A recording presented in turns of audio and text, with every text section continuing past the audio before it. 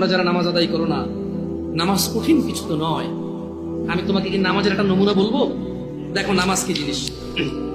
আল্লাহু আকবার বললে, তুমি সানা পড়লে, আউযু বিল্লাহ পড়লে, বিসমিল্লাহ পড়লে, আলহামদুলিল্লাহি রাব্বিল আলামিন মানে সূরা ফাতিহা পড়লে, সঙ্গে যে কোনো একটা সূরা হইলেই হলো, সঙ্গে যে কোনো সূরার বড় একটা আয়াত হইলে হইলো, অথবা ছোট ছোট 3টা আয়াত হলে চলবে। আমি কি তোমাকে ছোট 3টা আয়াত পড়ে শোনাবো?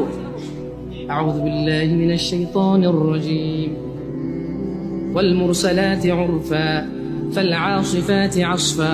2 আয়াত হয়ে গেছে। আল্লাহু আকবার। এরকম ছোট 3টা আয়াত পড়লেই হলো।